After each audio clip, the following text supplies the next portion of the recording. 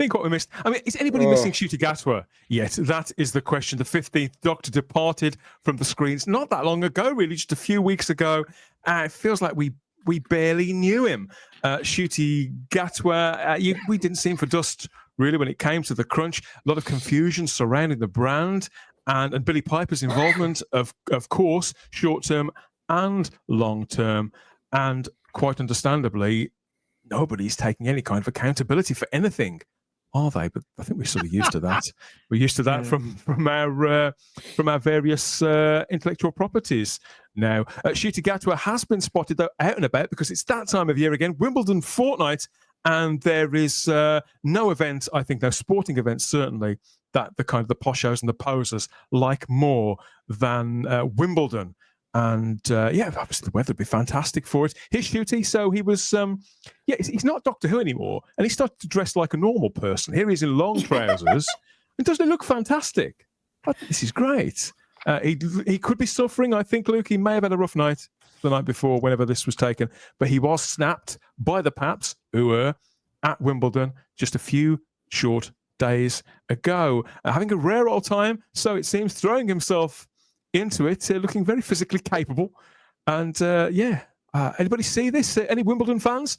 He's got his portable fan on him there to keep cool. Anybody see this? No, I'd seen some of the other stars, like I know DiCaprio was there, so I saw him in the news. He's everywhere, isn't he? I don't think he actually makes any films anymore. It's a question of every couple of years he makes a film. They like being seen at occasions like Wimbledon, Gary. I would imagine there's equivalents in the States. To Wimbledon? Probably Kentucky Derby. A big kind of flashy sporting event like that. Is that geared around motor racing, the Derby? No, that's horse racing. Horse racing. I don't know. I'm sure there is a big U.S. tennis thing. I mean, they have the U.S. Open, big things like that, throughout the year. But So Peter Capaldi at Glastonbury. That was good. It was well. I think it was good for him. I don't think it was that good for anybody who could hear him, but he was having a great time. And who doesn't love Peter Capaldi? We talked about that, myself and Sarah talked about that for a little. But that was quite good to see. I think Glastonbury very much peaked with Capaldi's involvement. This was quite low key for Ncuti Gatwa, as I've said, in the way that he's dressed and the way that he behaved. Because he has been very, very tight-lipped since the promotion of the 2025 season of Doctor Who. Despite the fact that practically the whole of fandom knew that he'd already left, he didn't really let on, did he? And like I say, it's been how long? 5 weeks, maybe, since it all wrapped up. We hadn't heard a peep from Grassman Gatwa. I think he's going to go down in history as, but he has finally broken his silence.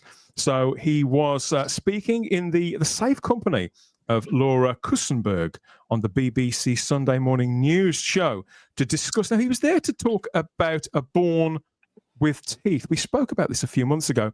This is the play that he's about to do that sort of reimagines this relationship. It reimagines an actual relationship for the modern age between these two rival playwrights, William Shakespeare obviously being the one and Christopher Marlowe being the other. Gatwa plays Marlowe, and Edward Blummel plays Shakespeare. This is at the Royal Shakespeare Company, their production in London. It's on from August, so they were there to promote that.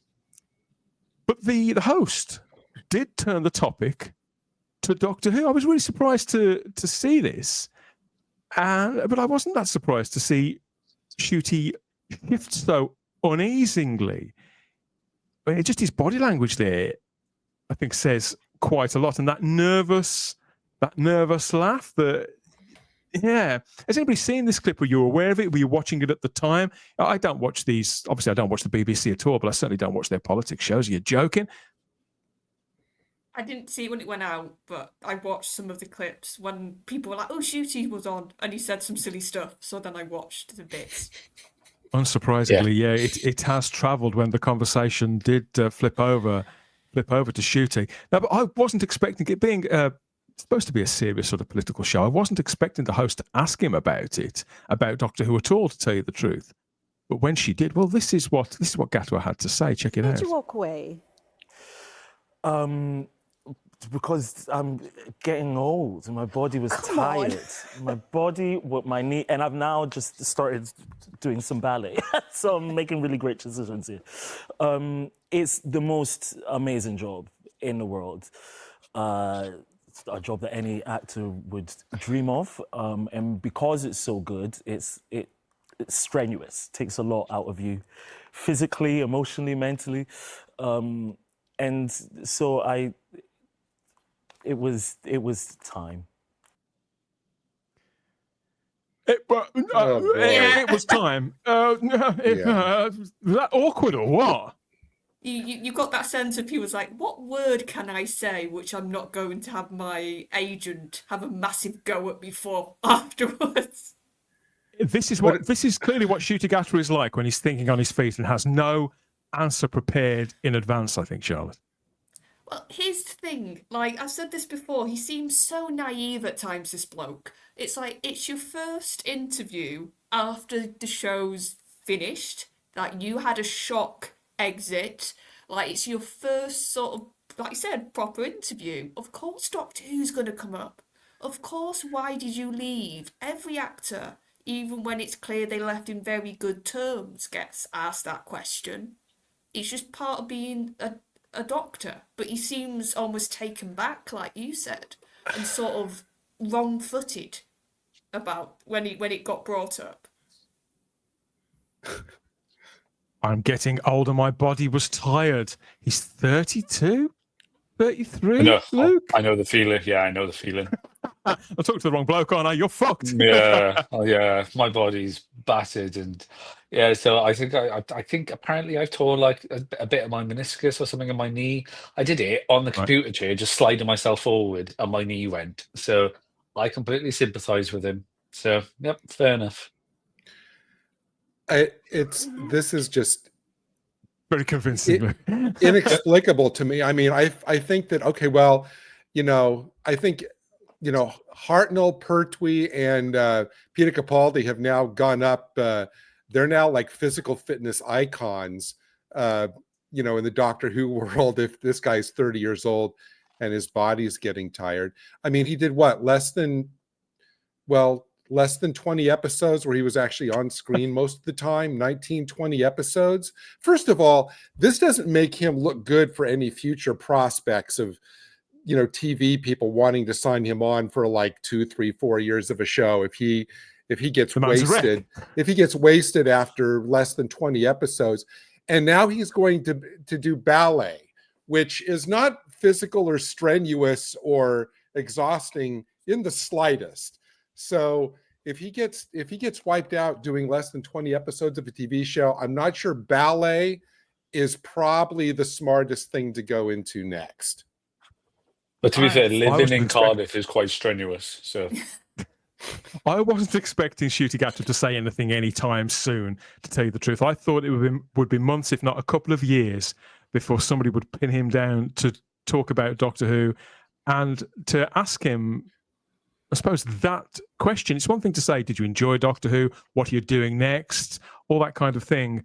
But she wasn't buying it at all. What did she say? Oh, come on. And obviously this woman, she's one of the BBC's sort of most faithful employers. This woman is going to be more likely to toe any party line and give him an easy ride. But she couldn't contain her laughter. I think it was such a response that even if you're trying to be kind to him, you just couldn't stop the physical reaction because it's just ludicrous. I'm sorry. Like, yes, this is an intense role. Like, the other actors in the past have spoken about how long the shoots can be, how much. But as Gary pointed out, they had 13 episode runs. He had less episodes than any other Doctor, and he still got a Doctor-like episode every series. So he didn't even film all 8 of those episodes. And it also, all those other people before him did multiple years of filming. He did it in one massive block. So he didn't even do 2 years worth of filming. Technically, it was 1 year, and they just split it over the 2 years and gave it the Series 1 and Series 2 moniker. So it's not like he's had 2 or 3 years in the role on and off filming. So I would say he's probably... It's understandable that we fixate on the things that he actually said, but the truth of the matter is we can all tell that that's all bullshit. I think Ian Scales is quite right. What it actually points to is all the stuff he's not saying and the reason why he's not saying it. Now, it is true that we aren't entitled to know the real reasons. I understand that it was a professional engagement, him playing the Doctor, and it sounds like it was quite a contentious time, quite heady, and it probably isn't going to be something that anyone is going to be able to speak about in any sort of relaxed way. There may even be legal implications for all that we know concerning contracts or even conduct. We simply don't know. So I don't delight in seeing even Ncuti Gatwa squirm. But I have to. It's because the answer was on the surface so unlikely. I think it's understandable that we're scoffing at this, Matt.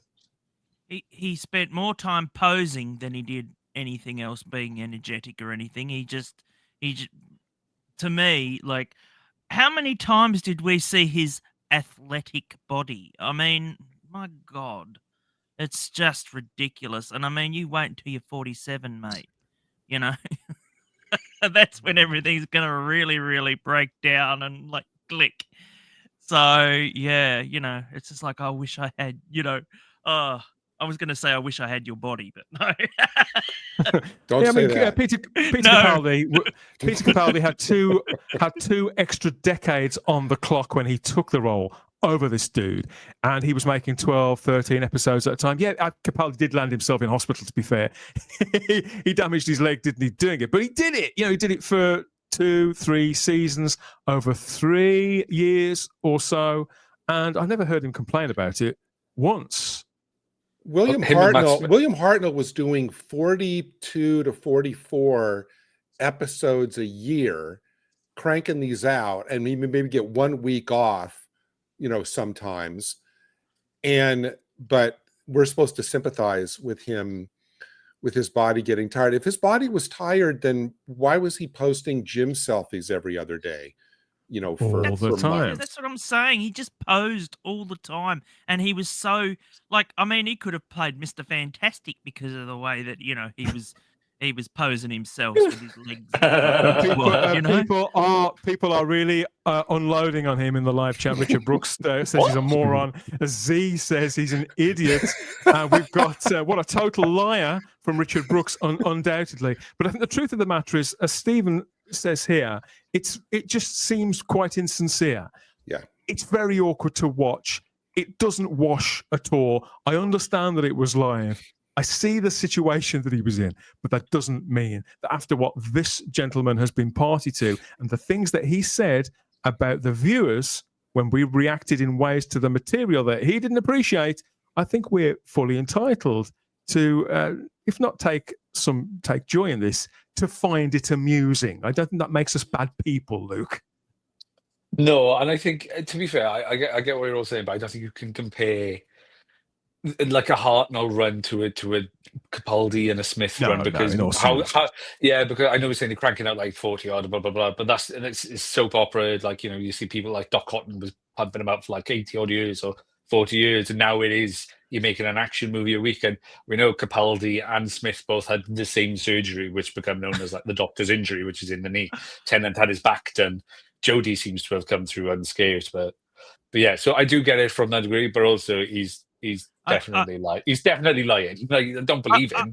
But I think it's been proven though he's not an action hero. Like, he's just not an action hero. So I'd like to see what else, you know, the reasons for his... Zach Whitten says that this is going to rule him out of being James Bond, Charlotte. So it's not all That's bad it. news. He's just not going to do it. Well, no, here's the thing, like, his initial, like, couple of episodes did sort of try and put him as a bit of this energetic Doctor. Sort of the running about a bit. You saw a bit of that. And then it just sort of faded away. Like a lot of other things they set up about Space Babies really put him out, I reckon. Yeah. All those high kicks, speculates Ian Ian Scales. Demolpin says, I'm sure NDAs are involved, but the endless bullshit from the production has been insulting. And the tone hasn't been, the relationship between the audience and the production has been found considerably wanting compared to how it's been in the past. That's indisputible. Fly Highland says, I wish I had Shooty's body. That's been clipped now, Matt. Good luck. I'll put that on a shirt. I was going to say, I want a t-shirt. When we last saw Shooty's... He's in shape. He's in shape. I'll give him his flowers there. Shape. Boys in cred shape. Fair play to him. That's going to have to be expired. That's going to have to be Matt's sign off now when he does his videos. No. Yeah. He's going to say, who am I? Okay. I'm the guy that wants a Shooty's body. So we put that to a poll. Put it in the chat. When we last saw Shooty Gatwa's body, of course, it was bursting with energy. But the host of this show only went and asked him, we've only just got rid of this sod. And she actually asked him if he had any plans on returning to the part. Yeah. Can you believe that? So again, another answer which I don't think he expected to be asked this either. But this is what he got to say when she put him on the spot for a second time. Check this out. Any second now. Maybe I'll just change things, folks, so you know. So Dan's getting used to that tonight. Yeah. This is called everything's gone to thing tonight. We can do a reenactment. Everything's changed in the last 3 weeks since we've been gone. Back with the mysteries of time travel, because they do. You know, David Tennant keeps turning up again and again and again. They do. Can you ever imagine doing that? Never say never. I think that's almost a yes. Maybe if it was the right. Maybe if it was the right script. Right. That is a smile of "Do not ask me another question about Doctor Who," wasn't it? If this is a political show, seriously, why is she asking this stuff? If it's a political oriented show, this is the latest in a line of in inverted commas political shows on a Sunday morning that I think David Frost started maybe 20, 30 years ago, and then Andrew Marr took it over. I can't remember who did it before, and then this person. So it's a kind of tradition that these are kind of like breakfast TV sort of productions, but for a weekend. Okay. And they do mix in entertainment, particularly stuff that's connected with the stage. They're talking about ballet and Shakespeare and all that kind of thing. So you won't get sort of soap stars on there. And he wouldn't have been on there talking about Doctor Who because it's too populist in and of itself when Doctor Who was actually on. But because of the audience that show's got, which tend to be people who are a bit sort of more middle class, it goes for that sort of more arts-based guests. That's why. Okay. Does that shirt he's wearing say Ballet Black? I'm afraid it's a company. Yeah. Are you serious? So I could go on a shirt with a shirt saying Ballet White? No, it's a charity in the UK. Yeah. Oh, from what I understand, it's a charity. Yeah, somebody in the chat says it was formed as a response to the lack of professional Black and Asian ballet dancers in the UK. Oh, well, there we go. Inspiring change since 2001. So there we go. I had no idea. I'm not a ballet fan, so I don't know if there's been a dearth. What I did find funny though, the whole comment about Tennant there, when she's basically having a bit of a dig. That's what it came across to me. Wasn't it? With about Tennant, he's always coming back. Like that's what I find fascinating is the BBC is suddenly. We had the Dead Ringers thing a couple of weeks ago. You've now got Laura Koomsberg, and so that people don't know her, she's the most BBC woman going. She's always very sort of she party line. She's the embodiment of that. So the fact that she's now having digs about Tennant always being back, and like you said, her saying "come on" to Shooty, I think the BBC are sort of.